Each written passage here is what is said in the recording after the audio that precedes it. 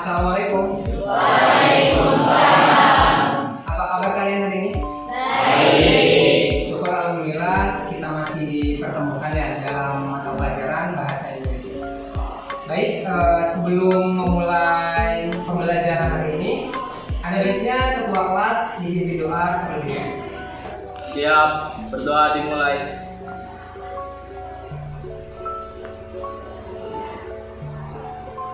Selesai. Baik, terima kasih kepada Pak Mi yang sudah memimpin doa pada hari ini ya. Sebelum masuk ke materi pembelajaran berikutnya, apakah ada yang tidak masuk? Ada. Siapa yang tidak masuk hari ini? Abdul Rahman Alfa Dea. Kenapa? Dua-duanya sakit. Abdul Rahman bisa. Abdul Rahman Alfa Alfa tanpa keterangan. Dea izin. Dia izin. Mudah-mudahan untuk yang tidak masuk hari ini diberikan motivasi untuk giat belajar dan bisa bertemu bersama kita dalam pembelajaran bahasa Indonesia di pertemuan berikutnya ya. Untuk materi sebelumnya, apakah ada yang masih ingat kita membahas tentang apa? Saya Pak, pada pertemuan sebelumnya kita belajar tentang bagaimana cara menyusun sebuah laporan berdasarkan pandangan mengenai hasil isi sebuah buku, baik unsur intrinsik pada novel maupun amanatnya. Terima kasih kepada Wafik yang sudah mengingatkan kita semua ya mengenai materi pembelajaran sebelumnya. Betul ya, tadi apa yang disampaikan oleh Wafik pada pertemuan sebelumnya itu kita belajar tentang bagaimana cara menyusun sebuah laporan berdasarkan pandangan penulis dilihat dari unsur intrinsiknya dan amanatnya. Nah, adapun untuk unsur intrinsik, apakah ada yang masih ingat apa saja? Saya Pak. Unsur intrinsik yang ada pada novel bisa terdiri dari gaya bahasa, alur, tema, tokoh, amanat, latar, dan gaya dan sudut pandang. Terima kasih kepada Raisa ya yang sudah menjawab pertanyaan dari Bapak. Tadi betulnya yang disampaikan oleh Rais bahwasanya untuk unsur intrinsik pada sebuah novel itu bisa terdiri dari gaya bahasa, alur, tema, tokoh, latar, amanat, dan sudut pandang. Jadi terdapat beberapa unsur intrinsik yang terdapat pada novel. Nah, pada hari ini kita akan membahas tentang menganalisis isi dan struktur pada novel. Nah, sebelum masuk ke materi pembelajaran, di sini Bapak akan menyajikan 3 kesepakatan belajar yang memang tidak ada bedanya ya dengan pertemuan sebelumnya. Di sini ada 3 kesepakatan belajar. Yang pertama yaitu menghargai waktu bersama. Yang kedua yaitu mengangkat tangan jika ada yang ingin bertanya dan berbicara. Yang ketiga yaitu meminta izin ketika ingin keluar ruangan. Nah, ini merupakan kesepakatan belajar yang sudah kita lakukan pada saat pertemuan sebelumnya juga ya. Apakah ada dari kalian yang ingin menambahkan? Tidak ada ya. Berarti masih sama dengan kesepakatan belajar sebelumnya ya. Jadi ada 3 yang harus kita lakukan pada kegiatan pembelajaran hari ini. Nah, kita lanjutkan ke pembelajaran kita berikutnya. Kita akan belajar, tadi sudah disampaikan ya, tentang menganalisis isi dan kebahasaan novel. Adapun kompetensi dasarnya itu ada menganalisis isi dan kebahasaan novel. Dan indikatornya itu ada menentukan isi novel berdasarkan unsur intrinsiknya. Yang kedua yaitu menentukan unsur kebahasaan novel.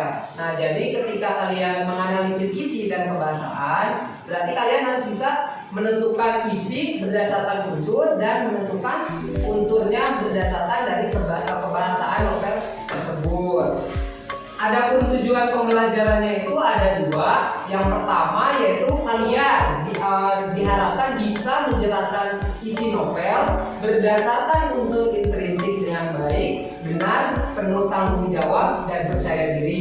Terus untuk tujuan yang kedua yaitu kalian diharapkan dapat menentukan dan menjelaskan unsur kebahasaan novel dengan baik, benar, penuh tanggung jawab, dan percaya diri.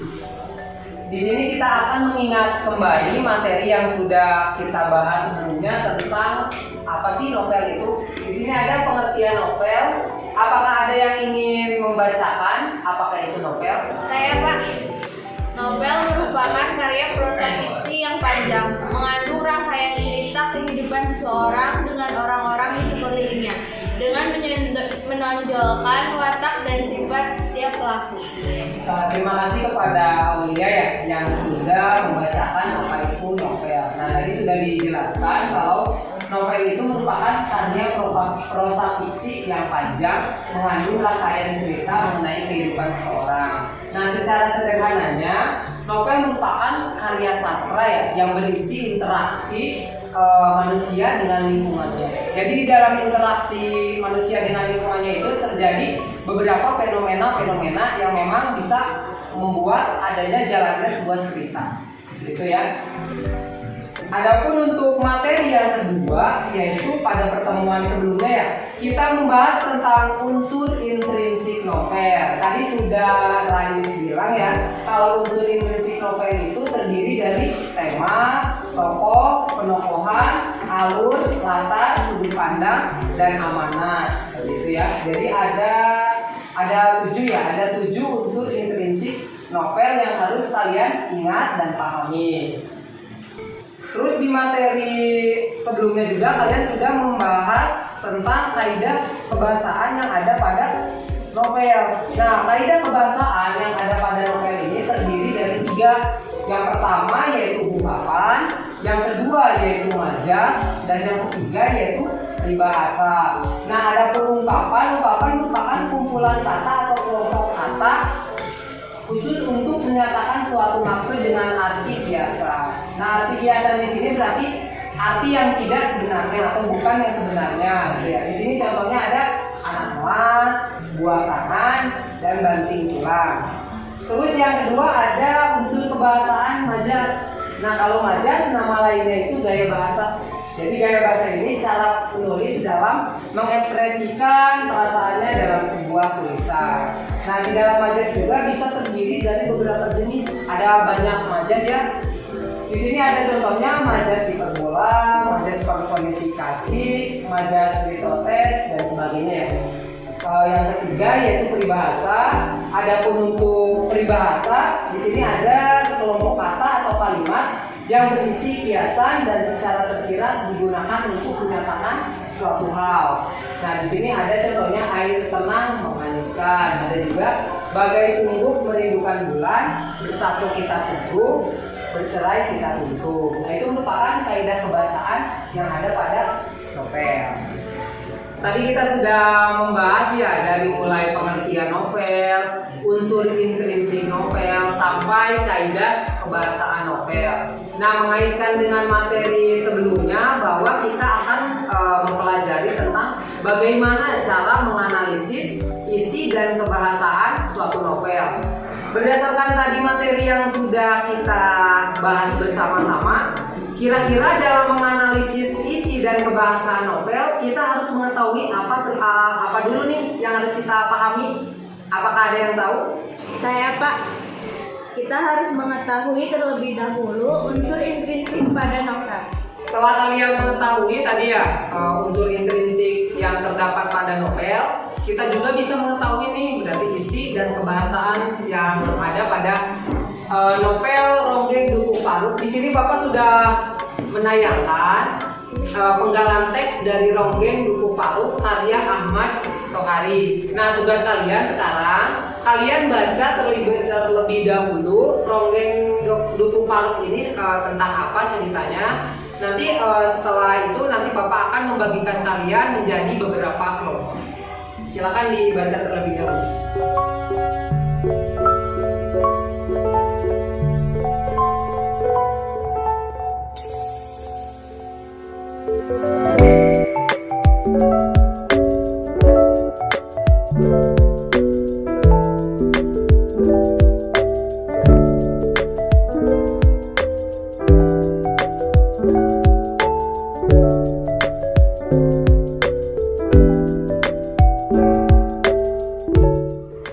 Tadi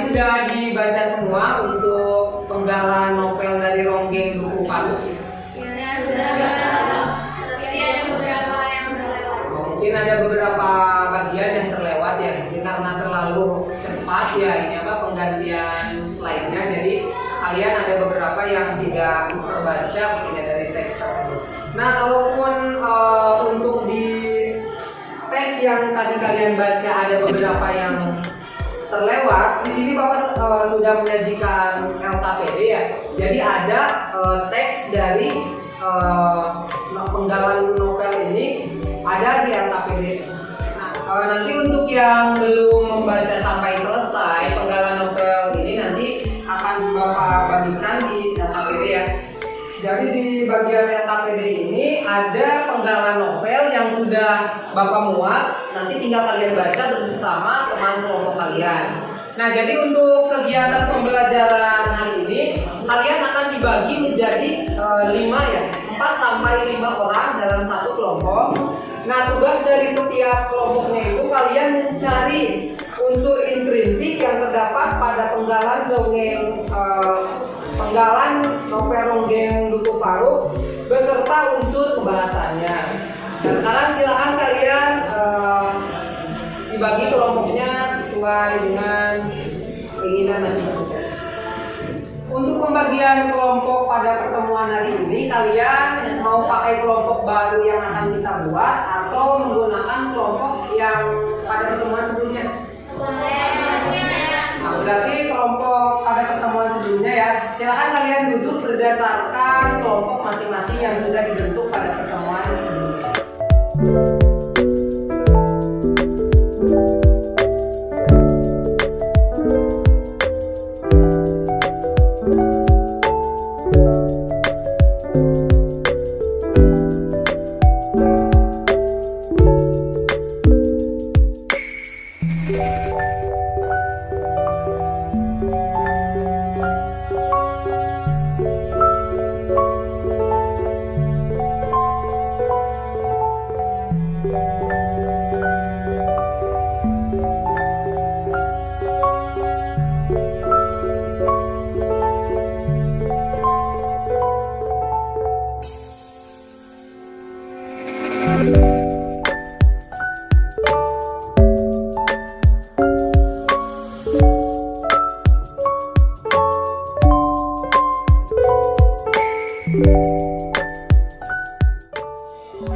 Semuanya sudah mendapatkan kelompok?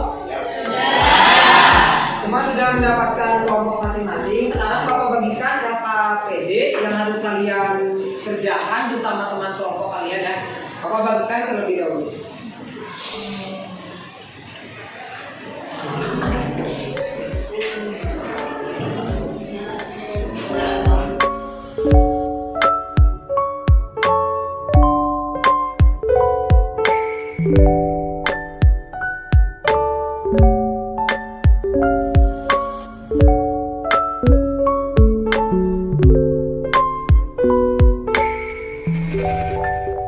Semuanya sudah memegang LKPD masing-masing ya? Sudah ya, setiap kelompok sudah mempunyai tugasnya masing-masing. Jadi tinggal kalian bagi kelompok saja atau bagi tugas di dalam kelompok ya.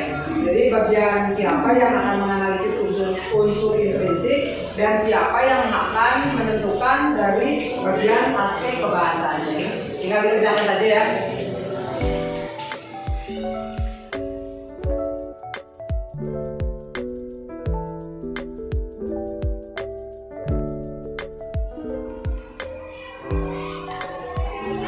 Apa yang sudah kalian temukan? Saya sedang mencari jenis majas, Pak. Oh iya, berarti untuk jenis majas nanti harus dibaca lebih teliti karena di dalam jenis majas ini terdapat 16 jenis. Jadi kalau misalkan kamu salah menafsirkan nanti bisa patah juga salah juga. Jadi dipahami jenis-jenis majasnya masuk ke dalam bagian apa kalimat yang ada ini.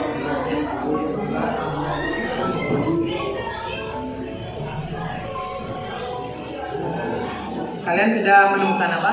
Kami sudah menemukan unsur intrinsik dari mulai tema sampai judul. Berarti sudah ditemukan semua ya?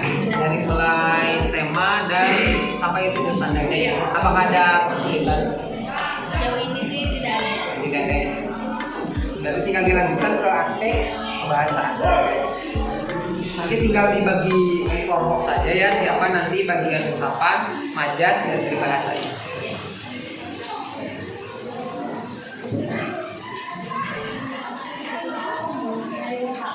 Untuk pengerjaan kalian apakah sudah selesai? Oh, masih mengerjakan. Berarti tugasnya lebih baik dibagi tugas saja ya. Jadi aku bagian tema, tugas tokoh, latar, dan ada pekerjaan yang cepat selesai. Nanti dilanjutkan saja. Apakah semua kelompok sudah mengerjakan LKPD yang sudah diberikan? Sudah ya, berarti tugas berikutnya yaitu kalian mempresentasikan hasil diskusi kelompok berdasarkan penggalan ronggeng duku parut yang sudah kalian temukan bersama kelompok kalian ya. Adapun untuk yang tampil pertama apakah ada? Kelompok saya, Pak. Ya, silakan.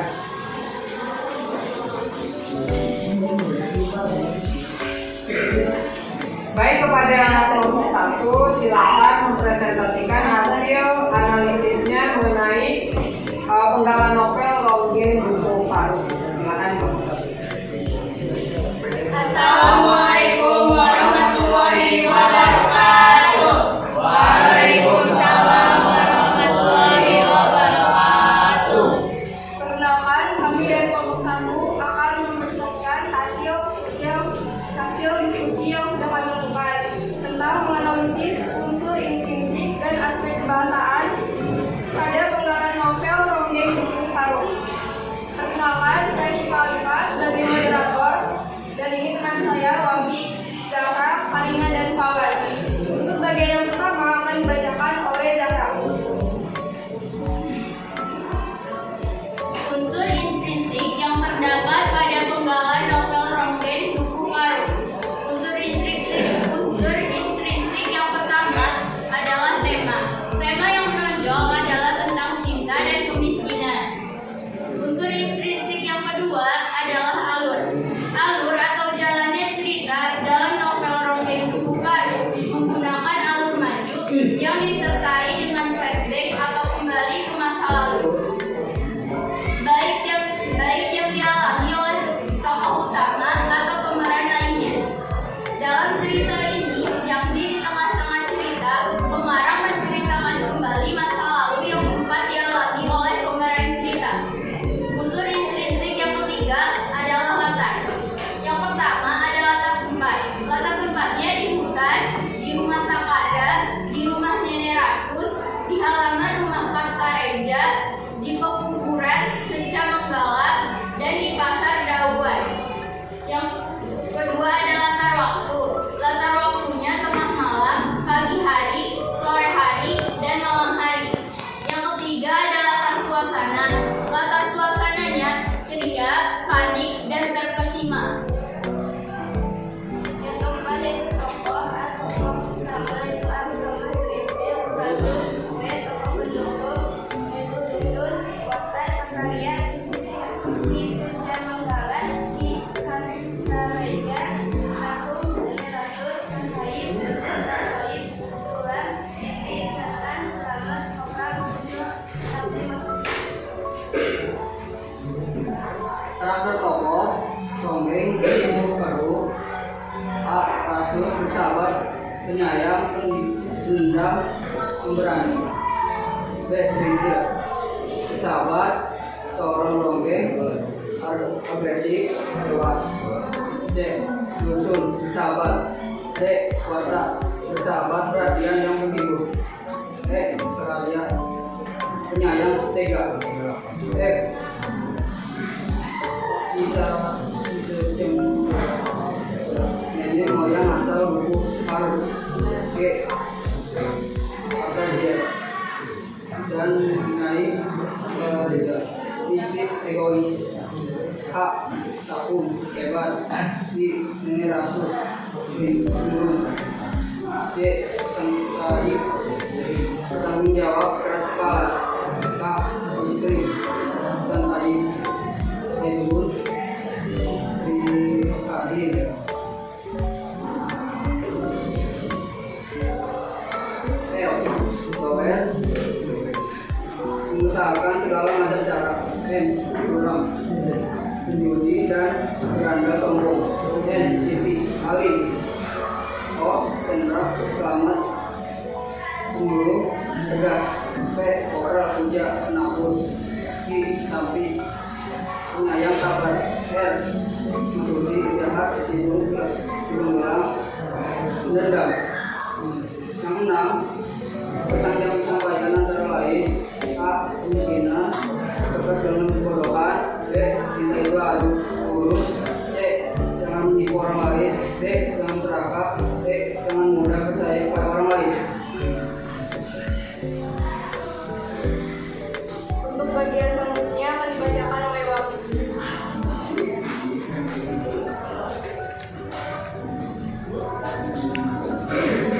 Ronggeng Buku Palu.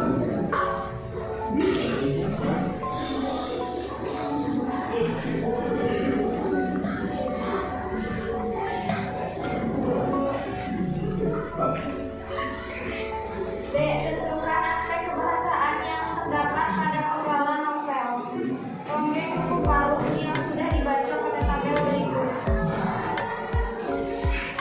Aspek kebahasaan ungkapan tidak menemukan adanya ungkapan pada penggalan novel tersebut.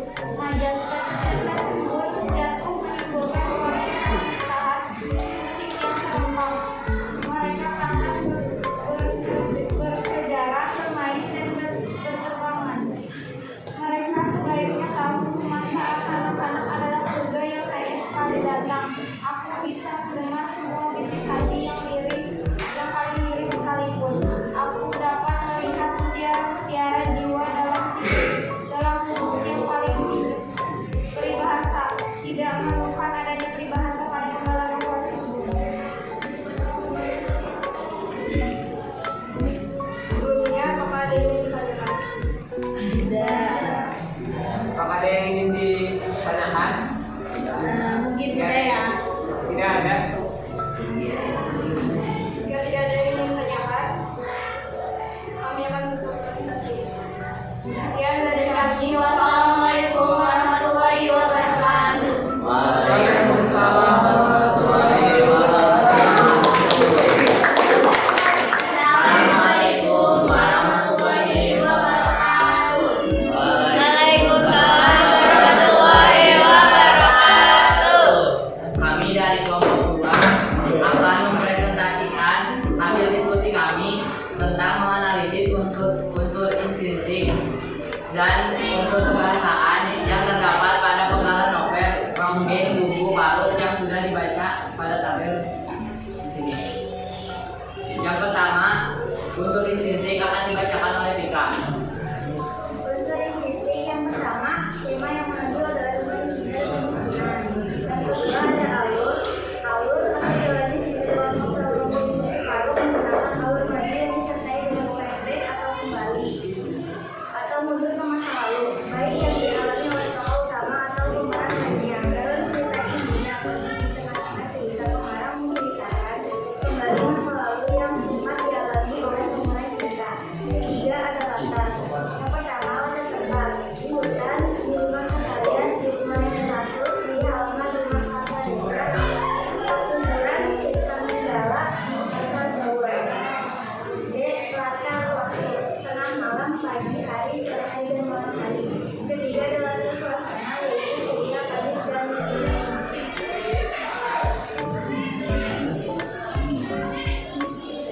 tokoh utama, Prinsil dan kasus. Tokoh pendukung, dusun, warta, sahaya, Sebelumnya ada yang ingin ditanyakan? Tidak ada. Jika tidak ada, kami tutup presentasi ini. Sekian dari kami. Wassalamualaikum warahmatullahi wabarakatuh. Waalaikumsalam. Terima kasih kepada kelompok yang sudah menampilkan hasil analisisnya ya mengenai isi dan kebahasaan pada novel. Tadi kita sudah melihat ya dari mulai unsur kebahasaan dan ini ya unsur kebahasaan dan isi yang ada pada Ronggeng Buku Palu. Tadi sekilas dari beberapa kelompok yang sudah tampil tadi sudah bisa tergambar ya bagaimana isi dan kebahasaan yang ada pada novel Ronggeng Ibu Payung.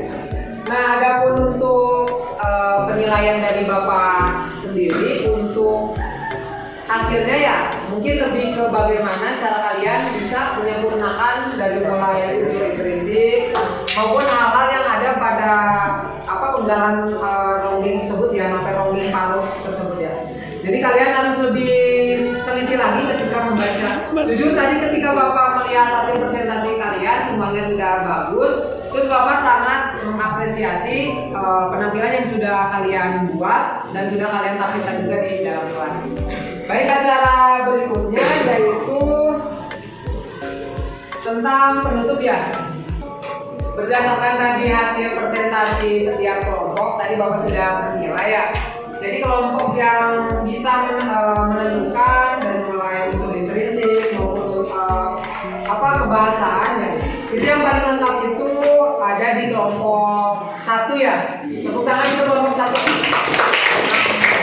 Kenapa Bapak pilih kelompok 1? Karena di kelompok 1 itu ada hampir semua ya, tokohnya disebutkan, temanya juga lengkap, terus ada juga dari mulai ini penokohannya juga disebutkan dari mulai kopral, terus ada selintirnya juga bagaimana penokohannya seperti itu. Ya baik, kita lanjutkan ke pembelajaran berikutnya ya.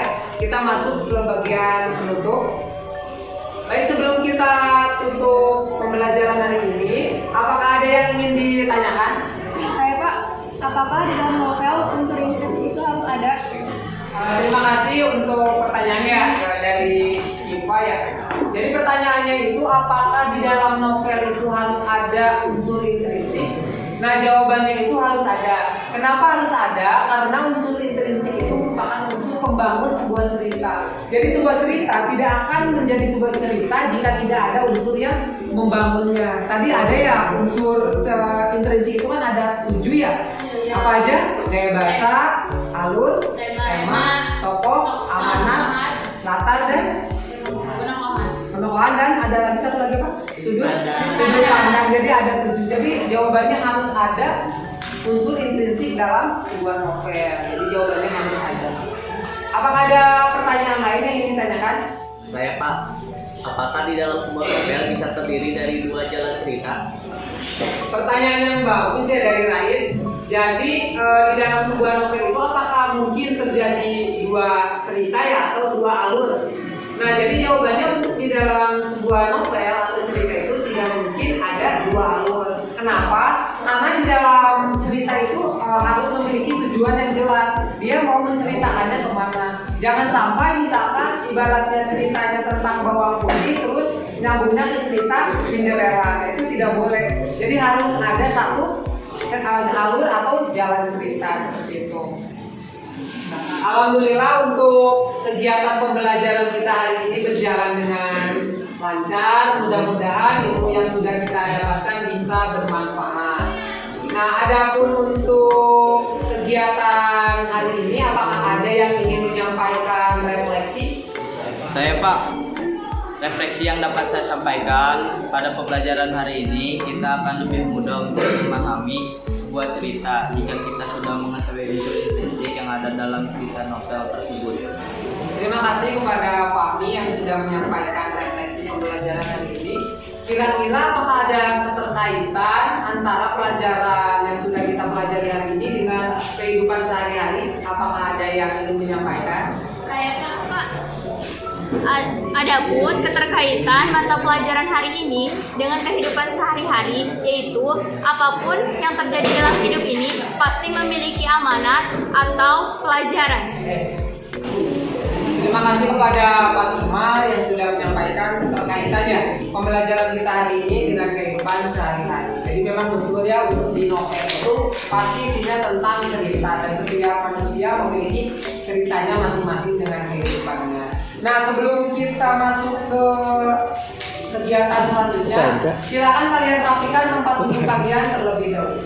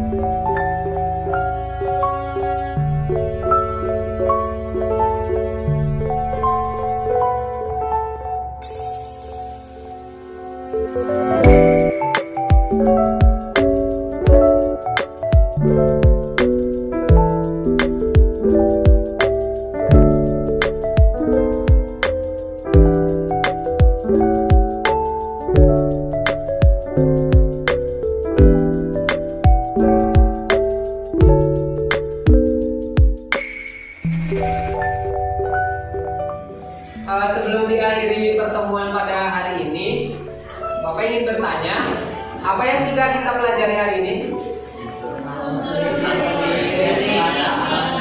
intrinsik dan kebahasaan.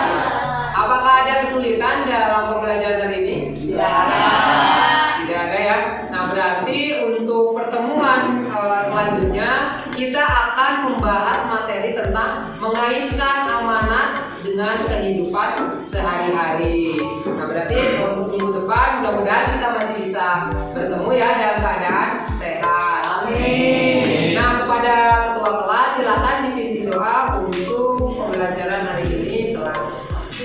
Ya, berdoa dimulai.